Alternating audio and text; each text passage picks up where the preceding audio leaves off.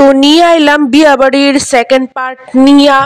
তো আমি তো স্টার্টার খাওয়ানোর লিগা লাইনে দাঁড়াইছিলাম, এক টেবিল লোমো কইরা, এরপরে চিকেন পাকোড়া, পানির পাকোড়া, অনেক কিছু আইটেম আসলো নিমু কইরা। কিন্তু এত ভিড় আসলো, মানে কি কমু, ভিড়ের লিগা তো মানে কিছু দেখার মানে সুবিধাই নেই।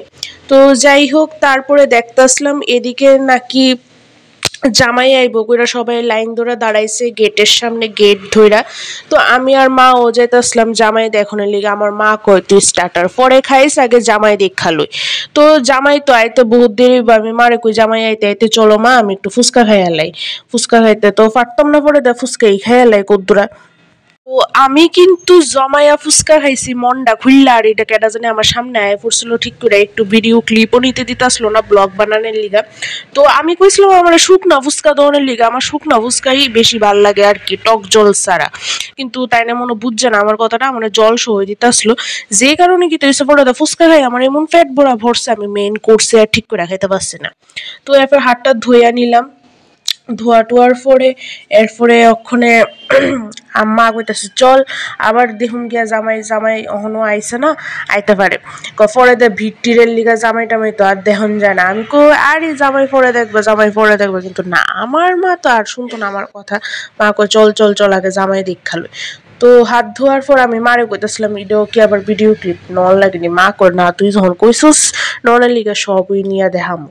তো বিয়া বাড়িটা কিন্তু বেশ বড় আসলো, 70-90 লা মালঞ্চ নিবাস ব্যানকুয়েট, অনেকটা স্পেশিয়াস আসলো। মানে একসঙ্গে তো কমসে কম 1000 জন মানুষ তো জায়গা হইবই। আর খাওয়ানোর জায়গাতে বনের সিটও কিন্তু বেশ আসলো, মানে এক লোকে মোটামুটি 100 জনের মতো তো বইতে পারবো খাওয়ানে।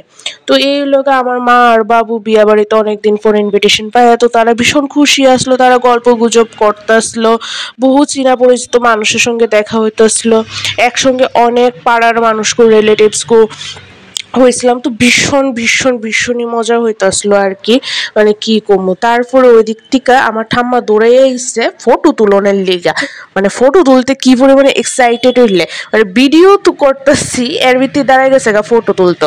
আর আমার মার আসলো মানডে, মা তো খাইব ভেজ, এখানে ভেজেরও ব্যবস্থা করছিল, এদিকে ভেজ আলাদা করে যারা ভেজিটেরিয়ান আছে তারা খাইবো আর কি।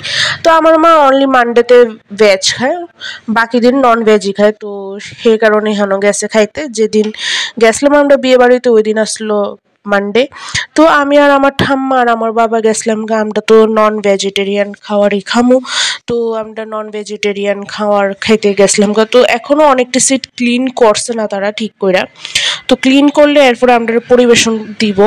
তো খাওয়ার সেরকম আমি কোনো ক্লিপ নিতে পারছি না। আর এই লোগা মেনুতে কিন্তু অনেক অনেক ডিলিশিয়াস খাবার আসলো, কিন্তু তাও আমি খাইতে পারছি না। আর দেখো খাওয়ার পরে আমার অবস্থা লিপস্টিক উঠটা আমি তো পুরা উড়ন্য চণ্ডী হয়ে গেছি গা।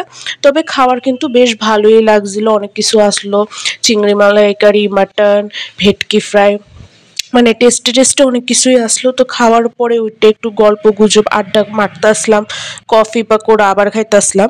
তো ভিডিওটা আশা করি তোমাদের কাছে অবশ্যই ভালো লাগবে, ভালো লাগলে অবশ্যই আমার ফেসবুক পেজটারে ফলো করে দিবে, আমার ইউটিউব চ্যানেলটারে সাবস্ক্রাইব করবা। আগেই করে দিলাম ভিডিওটা শেষ করার আগে। আর এই লোক জামাইবাবু জিন্দাবাদ, জামাইবাবুরে বেশ হ্যান্ডসাম লাগতেছিল ওই দিন। আর বিয়া বাড়িতে কার কার ফোয়ারা দেখতে ভালো লাগে অবশ্যই, আমার তো ভীষণই ভালো লাগে। আমি তো এর সামনে দাঁড়িয়ে যে কটা ফটো তুলছি আর ঠিক নাই। আর এই আসলো আজকের ব্রাইডরে তো অবশ্যই ব্লগের মধ্যে দেখা দেবো। বিয়া বাড়িতে যদি ব্রাইড আর গ্রুমরেই না দেখাই তাহলে তো কেমন হইব। ব্রাইডেরও বেশ মিষ্টি লাগতেছিল, সুন্দর লাগতেছিল, একটা গ্লসি মেকআপ লুক আসলো ব্রাইডের মুখের মধ্যে। তো এই আসলো আমার বিয়া বাড়ির ব্লগ। তো আবার তোমরা একটু স্টার্টারের দিকে নিয়ে যেতেছি, এক টেবিলের দিকে।